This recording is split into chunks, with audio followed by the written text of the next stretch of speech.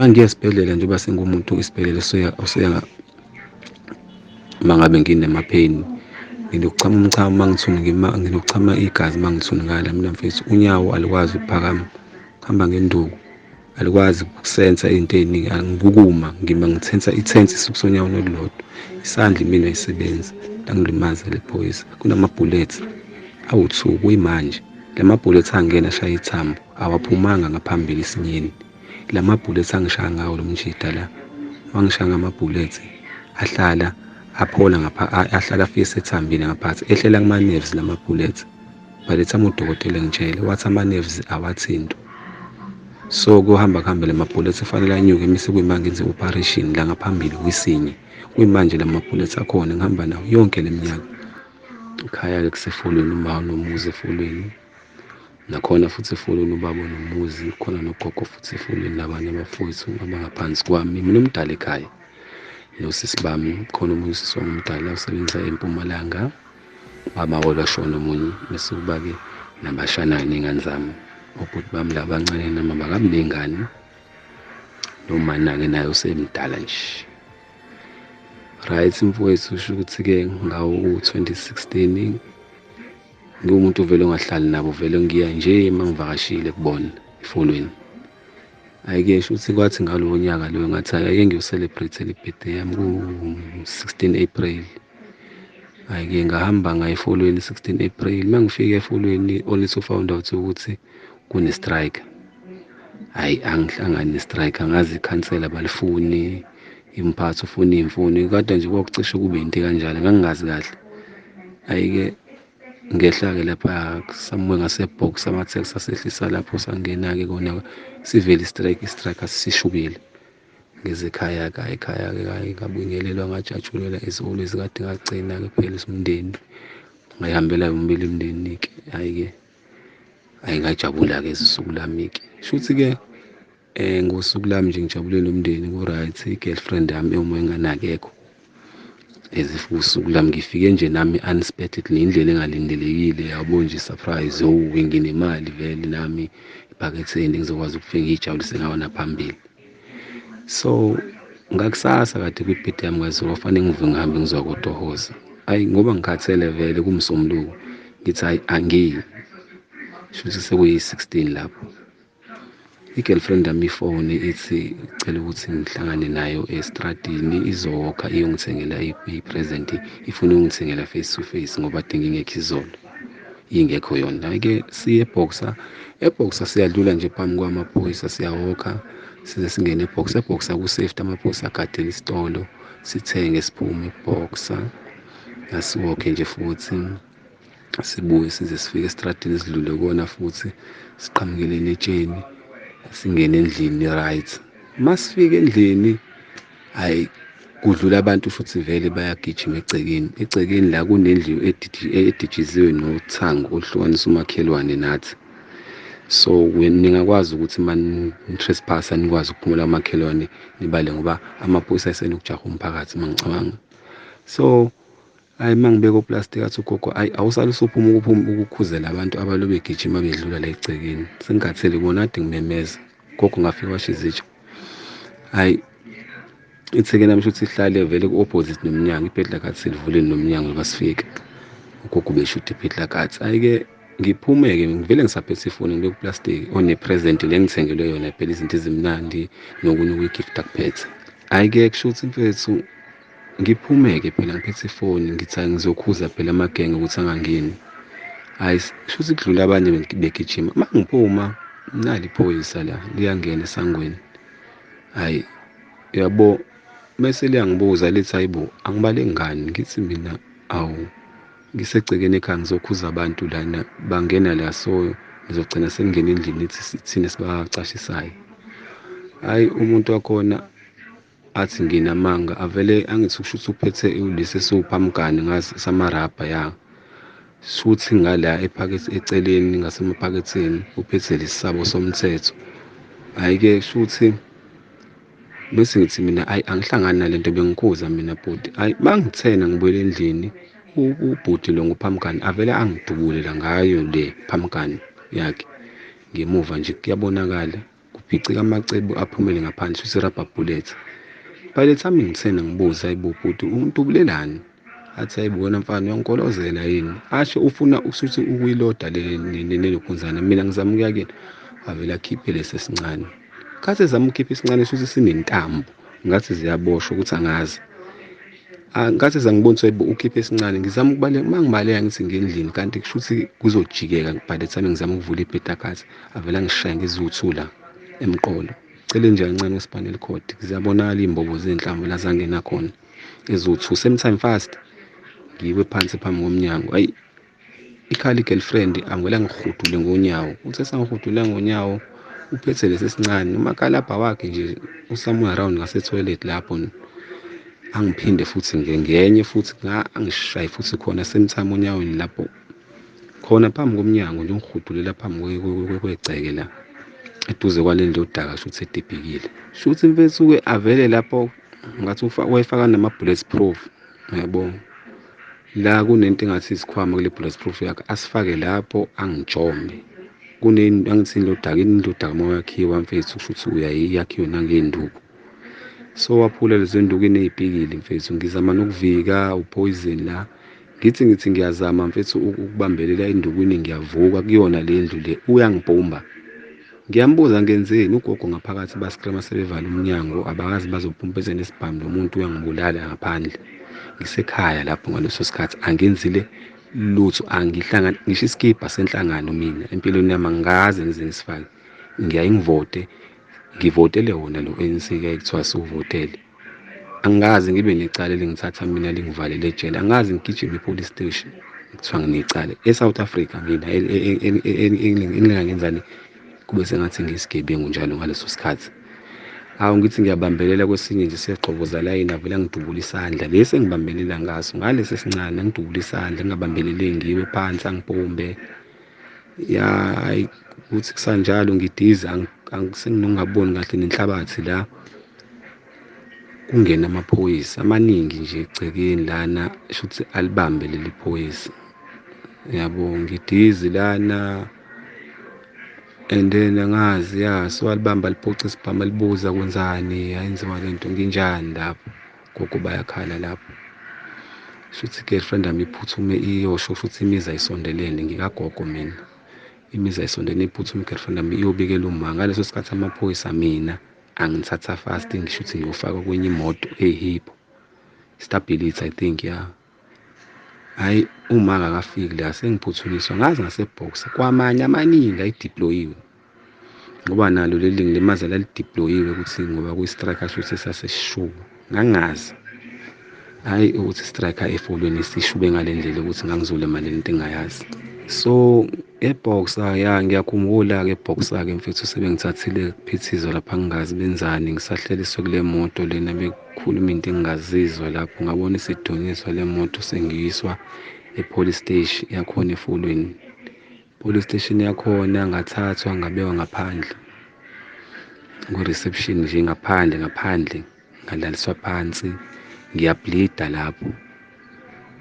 Hayi kwagcina singasaboni e-police station ukuthi kwenzakalani. Ikhathi lapho it was mhlampe 5:30 ngingeniswa e-police station ekufuze ngabe ngiyathathwa same time ngiyahamba nangihanjisiwe e-police station. Kunalokho okulandela into eyenzeka sekufika uma laphaya, bafika uma ngibozwe ngengubo bengafuni amaphoyisa ukuthi mina ngidedelwe kuthiwa nginecala, into engingayazi. Okay, kucaceke ukuthi-ke kuzophunywa kuyofuna imoto ekhaya ezongithatha-ke ngingilo ngoba kuthiwa imoto angazi ziyashiswa angazi nangingasazi. So ucace ukuthi kufanele kuze kuliwe nawo amaphoyisa ukuthi ngikhishwe e-police station phela manjena ngoba ayikho into engiyihlalele post ngiyafa. Police station-ke kwaphoqa umphaso usuzwile ukuthi mina ngisase-police station. Wawugxoba itoti wama phambi kwesango makushiwo amaphoyisa angidedela aphuma ngoba imoto kuthiwa zaseyishiswa. Ngaphuma-ke e-police station ngeveni amaphoyisa ngaphuthunyiswa esibhedlela ngoba ngaphaphamela emshini. Okay, shuthi kwaba right-ke ngendlela engiphaphamela ngamshini. Mangiphaphama mfowethu emshini la kulesibhedlela ngiphaphama nginotho okuningi angingakukhumbuli kahle kahle, but sengiyabona ukuthi ngisesibhedlela la. Mangiphaphama ngiyabagijime beza kumina, okay, ngiya-understand ukuthi sengisesibhedlela, but bazama ukungichazela la indlela engifike ngayo. Ngigcine sekufanele ukuthi kubuye imemory kahle. La esibhedlela ngiboshiwe onyaweni nombhede la, angazi ngiboshelweni. Okay fine, umqondo awukakabi khona. Kuphele u2 days ekhaya sebeyazi ukuthi ngiphapheme. Afike uma ezongibheka-ke shuthi mfowethu, umama efike ezongibheka, ya unjani, ya ngi-right, hey uzowabona yini kwenzakalani. Usezwile-ke ukuthi kwenzakalani. Uma hayi bo sikhulume, ngiboshelweni naye uzankozo onyaweni olwani, okusho ukuthi lolu olungalimele olunye. Ngithi mina ngiboshiwe yini, ngiboshelweni. Kube ngingena iphoyisa. Uma lingena leli phoyisa lizongitshela lingikadile, angazi kanjani, kade ngijijela mina amatshe, angazi kawarawa. Ngithi amatshe ngiwajijelaphi, ngiboshiwe. Ngithi hayibo mfowethu, ngiboshelweni into engibuza njengoba nje ngiboshiwe la unyaweni, futhi nakhona usho unyawo uzongiqaqa uthi akanalungelo njengoba nje ngiqaqa naye akazi, uthunywe umthetho police station akazi. Hayibo noma be-confuse ngalento, uma e-police station uma ngayitholi incazelo ukuthi yini esengiyiboshelwe ngozankozi ngisesibhedlela ngingazi lutho, ngilinyaziwe, ngingenzile lutho na. Ngagcina ngayitholanga incazelo, kwahamba kusho ukuthi bayenze research ngendlela yabo mfethu. Uhlezi nginamaphoyisa mhlawumbe ngithi almost mhlawumbe inyanga, yabo.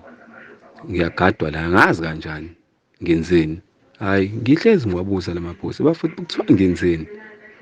Hayi kwathi kusuka lapho, hayi angisagadwa, akakho amaphoyisa aseza la esibhedlela, sekuyayekwa manje nangisagadwa.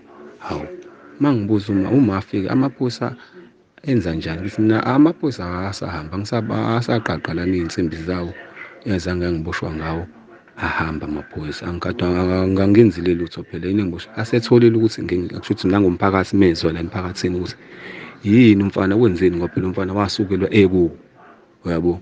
Ngayibona sengiqaqiwe nakhona leso sibhedlela leso. Ngahlala-ke ngitreat-wa isibhedlela, ngingazi ukuthi ngenzeni kuwona amaphoyisa-ke. Ngaphuma ngazama u-anti, wangixhumanisa u-anti, wathi kufanele ngiyovula i-case. Ngahamba ngayo e-police station yaseFolweni futhi ngayovula i-case. Banginika udokotela i-pass out, ngahamba ngayovula i-case. Bangibona futhi ukuthi ngibuyile ngiyaphila, shuthi babetshela ukuthi sengifile. Ngavula i-case, bebakaza laphayana, ngathola i-case number, ngathatha i-case number, ngahamba ngaka-IPID, ngavula i-case ka-IPID mayelana nephoyisa ngendlela engenzakale ngayo. Ngilimele lapho mfethu lowo mzuzu kanzima, hayi kanzima. Hayi ngahamba nga-IPID lavula i-case, kwaxhunyana ngazama-ke ngoba phela ngisesibhedlela. Umseshi wabuyela esibhedlela wafika wathi useyicala selizophatha i-IPID, uzofika endaweni engihlala kuyona ngoba isibhedlela sengizophuma. Mangiphuma esibhedlela, ngaphuma ngabuya la ngihlala khona eBhele. Wafika kumseshi wokuqala waseFolweni, kwakuthiwa umseshi uKhambule. Sahlangana naye-ke eBhele ekhaya, kusho ukuthi ngima-suburbs lapho. Wama edolo, sakhipha imoto, ngafakwa emotweni sakuyena. Alright, so sakhuluma ngendlela esakhuluma ngawo naye mayelana necala. Wathi icala uselisa kwaba-IPID, akazukuya nami ngoba ngikule condition ayibonayo ngikuyona. So icala-ke laphathwa i-IPID. Umama-ke we-IPID weza-ke mfethu, wabonana nofakazi, basho ofakazi indlela ekwenzakala ngayo. Sikhona endaweni yaseFolweni, waya ngasesigamekweni la ngalimala ngakhona, wabona futhi. Hayi umama wathi kusho ukuthi uzoqhubeka-ke necala-ke. Hayi umama uthule, saneza inamba za-WhatsApp. Hayi umama sengibona ukuthi isikhathi sihambile, umama yakasho lutho. Hayi nami abantu ngize ake ngivakashele eFolweni. Ngivakashele eFolweni, abantu bangitshela bayibona i-condition yami, sengihamba le nduku yogogo. Basho-ke nabafika ekhaya, hayi wena yabo uphoyisele kanjena, esibone leliyana mfethu liyaziwa, lakulimaza asazi, kodwa mfethu yabo nje bachaze ladiployiwe lasemholweni masikwenzela uphenyo kanje, yabo nje. Hayi kwaze wafika isikhathi sokuthi-ke ake ngihambe ngiye Marine Building lapha ka-iPad ema-ofisini yakhona. Ngagibele ngaya, mangifika ngiyambuza umama ngecala, yabo. Umama efike la ezokofakazi umama la wabe sekuba uyena osabisa ofakazi ukuthi manje iphoyisa manje ningaze niriske impilo yenu ngoba liphoyisa leli lingabuya mhlawumbe lizo-revenge. Manje uthi kuthini kofakazi? Icala kwakugcina nje ngingasazi kwenzakalani. Ngamtshela ngentethi-ke sengifikile ema-ofisi ukuthi umkhondo engiwuthola ngabantu uma bengitshela kumphakathi nangendlebe uma ngabe yikhuluma ngabantu laphansi kuthiwa iphoyisa lasemulini. Ngiphoyisa engakwazi ukulikhomba, kuqoqwa amaphoyisa ngikwazi ukurecognize iphoyisa. Umama wathi leyo nto into engakaze akwazi nakanawo lawo mandla kuze kube manje. Wagcina ku-WhatsApp anganoma ngibhlokha yini noma washintsha inamba kuhambe ukuthi kodwa ngahlala-ke mfowethu. So as if kade ngumuntu ungana-income benginemali ewu-350 la ngoba phela kume yonke into. Kusho ukuthi lento kwafanele ukuthi ngifonele ummeli. Uma ngifonela ummeli ngajoyina uClientele, ngangivele ngijoyine uClientele ngo-2017. uClientele ngithola u-350. Lo 350 lo iwona owuthatha uClientele. uClientele ngathi ngifuna ukuthi inkantolo uma ngabe kufanele ukuthi manje uyongimela. uClientele wona wangikhulumela ezawo izinto engazizwa, icala lenzeke before nangaba yimeme kodwa ubuhlezi uthathe imali zami kwayiwona. Ngivele ngingenayo imali ngisafarisha. Bangakwazi ukungisiza ngayeka ukukhokhela ngayihlalela kanje mfowethu. Ngendlela anginalutho. Kusiyona impilo yami le. Sekhaya ngiyathi mangibuka njengamanje mfethu indlela kuyona akukho right. And mina umdala mfethu ekhaya yabo. Imina futhi obekade efaka isandla kakhulu mfethu ekhaya. Nakhona futhi mase kuthiwa ngiyakukhombisa efonini imisebenzi eyenziwa yimina. Ungabona ukuthi fuze ngabe mina angije ngoba vele angikho nje ngenziwe umuntu fuze ngabe mina angenzanga ngaba nje ngingenzele lutho. Usizo bengilicela-ke mfowethu nokuthi ngikwazi mfethu ukuthi ngiyiphilise ngoba nakhona uhulumeni akangisizi ngalutho, yabo. Phesheni mina mfethu udokotela wanginikezela incwadi ngoba eyazi icondition yami. Mebhala incwadi wathiwa ngiyise ofisini mangise kwala kuthiwa kufanele ngiyise ngala kwaqala ngakhona kwenzeka ikhesi. Mangifika epolice station kwathi incwadi yiswa kaSASSA. iSASSA ngayisa kuthiwa isensimbini. Ensimbini India lapha lafika layihlalela phansi. Ngahlala emabhentshini, angihlali naphansi isikhathi eside mina ngikwazi. Lapho uma seliphuma nephepha sekuphuma umuntu usisi wathi angiqualify empeshenini. Ngathatha induku yami ngaxhugela ngaphuma ngahamba. Waphinda udokotela ngamtshela ngiphindele esibhedlela. Mangiye esibhedlela njengoba sengumuntu isibhedlela useya mangabe nginemapain. Nginokuchama umchamo mangithuna nginokuchama igazi mangithuna ngala mina mfethu. Unyawo alikwazi ukuphakama. Hamba ngenduku. Alikwazi ukusensa into eziningi angikukuma ngithensa ithensi isukusonyawo nolulodwa. Isandla mina ayisebenzi langilimaza lephoyisa. Kunama-bullets awu2 kuyimanje. Lama-bullets angena ashaya ithambo awaphumanga ngaphambili isinyeni. Lama-bullets angishaya ngawo lo mjida la. Wangishaya ngama-bullets ahlala aphola ahlala afise ethambile ngaphansi ehlela kuma-nerves lama-bullets. By the time udokotela ngitshela wathi ama-nerves awathinto. So kuhamba lama-bullets kufanele anyuke emise kuyimanje ngenze operation la ngaphambili kwisinye. Kuyimanje lama-bullets akhona ngihamba nawo yonke leminyaka. Ngiqeqe isibhedlela ngicela imoto nakubantu mangizoya esibhedlela. Manginepain fanele ngiye eklinikhi ngifuna incwadi ngibuye ngize efolweni ngifuna incwadi iklinikhi yasefolweni ukuze ngikwazi ukungena imishini makuthi benenkinga fanele ngihambe ngeNkosi Albert. Ngihlukumezekile mfethu mina empilweni anginalutho. So nje mfethu usizo ngilidinga mfethu. And sekuphele kona ngoba manje sengizamile nokuthi nabo uClientele nabo nabangenzela izinto abangenzela zona mfethu. Angazi. Nakhona mfethu indlela sengiyiphilisa ngayo mina. Ngihlalela endlini emzini kaBhuti ngikhona la efolweni. So ngibuyile ngibethu uma ngibuye ngizoba ngakuyena ongcono ngihlupheke ngikuyena. Uzokwazi ukuthi angisupport. Ngidayisela amalozi mfethu mina la. Futhi bathenga amalozi la 10 ngithole leyo mali ukuba ngama-airtime namadatha ama-sengihlanje seningi. Ngikwazi ukuthi nezingane manje ngihambe esikoleni bezithole labo 3 rand labo ukuthi ngahle kwezinye izingane yabo.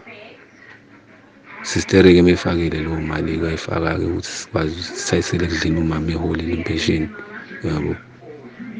Kodwa nje mfethu akukuhle empilweni yami umuntu kodwa ongafanele ukuthi angilimaze. njengoba mfethu ngisengaxhumana nawe ngicela lolu sizo kufanele ngilisize leke lingenelele mhlawumbe abantu abangakwazi ukuthi kube khona usizo lwe-solution. Angikwazi nanokwenza ama-claim, iy'ncwadi zasesibhedlela nginazo la yabo. Udokotela wathi angiyi-photocopy lezi zinto ukuze zingisize cause le nto abayenza empilweni yami ayikho right, ayivumelekile even umthetho uma kuthi uyayibhekisisa. For example kuthiwa kufanele bangikhokhele iy'mali uma ngabe bengenza kanje, angazi lutho ngalezi zinto mina. Umuntu obeyiphilisa ngisho ngiqeda isikole yabo, ize noma ngafeyila ka-matric, kodwa angazi ngize ngihlukumeze umuntu empilweni ukuthi ngazi uhulumeni mina umuntu wakhe angenze into ekanje.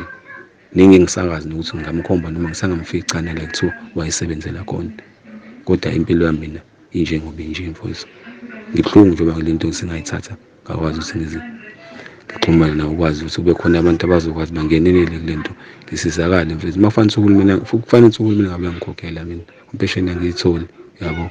Kwafanele makhona imali anginika kona angiqephezele ngale nto le yenzakala kumina. Akukho konke lokho ubheke phansi, angazi yini inkinga mfethu. Ngiyabonga mfethu, sengizozwa i-reply yakho mfethu ukuthi hlasembe udaba lami malime ngale ndlela ime ngayo mfethu. Njengomuntu-ke mfethu ungalithini wena? Ebuhlungu njengamanje ngikhuluma nanje nginobuhlungu, ngibuzwa ngaphakathi sekuneminyaka ngizama le mizamo mfethu, noma kube yisibusiso kumina ukuthi ngikwazi ngizokuthola ukuthi ngikhulume nawe ngilichaze lolu daba uluzwe mfethu. Angisabi ukulikhuluma nanoba ngiyinhlekisa mina la mfethu. Bantu abanye babo bakhuluma athanda amangingi uma ngibuye elokishini ngale imali engayinika uhulumeni angazi ngithole, kodwa even ngisho isenti akho mali ngakwaba khona ukuthi ngifuna ukuthi ngilimele akekho. Khansela liyazi nalo leli fila leke ngibone nalo liyazi ngodaba ukuthi ngalimala kanjani, nona lona leli liphethe wakuthiwa lifuna ngangahlangene nalo nto angilazi kwayilona, kodwa nje impilo yami mina ngibonge wena mfethu. Sometimes uma ngithungalile ngiyachama mfethu igazi ngingazi kanjani, futhi liphinde futhi libuye liphelele. Makubanda angiseni, uyabona nje ubusika manje for sure ngeke ngingayi eklinikhi, ngeke ngingayi esibhedlela. Ayikho into ezokwenza ukuthi ngingayi esibhedlela, ikhona into ezokwenza kumaphinde ngibanga ukuthi ngiye esibhedlela ngaphakathi. Kuyindleko nakhona ngoba ngiyojika le konkosi aliphethe, anginayo ngisho imali yokuya lapho yabo. And mfethu okubuhlungu kunakho konke mfethu ukuthi imizamo bengiyenza mangiyekelelwa nabantu abaphethe umthetho-ke mfethu. Kuyini lokho? Mina ngifethu ngumuntu onamalungelo, mina ovotayo futhi nozovota futhi njengoba kuzovotwa yabo. Angaze ngibonakale mina mfethu ngenza izinto engasile nasemphakathini, angiyena umuntu onjalo yabo. Yabona even ngisho mfethu kuzofanele ukuthi ake kuthiwa-ke ngiyadrayiva ngisihamba nomndeni kuyaphunywa yabo. Kufanele ukuthi manje mina noma kuzothiwa kube yimina uma bakwazi noma kushiwo imoto kuthiwa ngimise, fanele uma ngabe beziwe emakhaya ngifuna umuntu fanele ngishintshe ngoba unyawo alikwazi, fanele kusho ukuthi ngihambe automatic. Angikwazi, sengihlale ekhaya ngiyiphuphele hayi umuntu uphuphile yabo. Impilo sihamba lawless, kwikhwalithi yempilo kade ngivele mina ngiyiphila ngikwazi ukuyizamela imali ye-income kubantu la ngokuthi ngiyiphilise ngalo ngitshontshe ngalo kugqekeze ngalo ukuthi khona ngikwenzile nokuphoxa umoya womuntu yabo. Ngiyayisontela ngiya esontweni, angihlukumezi umuntu, ngiyayijabulisa mhlampe nabanye ngaleso sikhathi ngiphuze lo tshwala ngaleso sikhathi. So nje ngibuhlungu nginenkwashu mina mfethu onyaweni engasoze yapha. Udokotela wagcina sengitshela ngathi yindaba makubanda ibe nenkwashu ebuhlungu eshaya emathanjeni. Wathi udokotela kumina ingoba wona walimala washaya ithambo labhodlo kwaphucuka nokhonkolo omunye ngathi inhlamvu idlula ishaya la uqoqoqo if ukuthinteka uba nenkinga. Inkwashu ngiba nenkwashu mina inzima edinga ukuthi fanele ngiba namaphilisi awomjovo. Noma umjovo uma ngingena fanele kuphunywa awothenga efamasi or mhlawumbe komakhelwane uma kuthi ngivakashile la efolweni acele kwabantu abanawo, noma fanele ngithengele ama-grandpa qedela ipheni. Angiphumi uma kubanda kakhulu, uma nginetha fanele ngihlale endlini ngoba once nje ngabonakala ngokuthi ngihamba ngitrunke nevest inkwashu yangiqala fanele ngithole indawo futhi kumele ngibathe ingubo ngiphuze. Sekuyimpilo yami leyo mfowethu yokuthi kuzoba khona iphilisi lepheni kufanele ngiliphile. Impilo kade ngingayiphila empilweni yami, angiguli mina ngaze ibe no-TB no-HIV no-asthma whatever isifo angakaze ngize ngibe nalezo zinto mina, kodwa sengikwazi ngiphile ngiphilise le-pain ukuze kwehle i-pain esuke isemzimbeni wami. Ngisakwazi ukuzenzela imali mina mfowethu. yabo.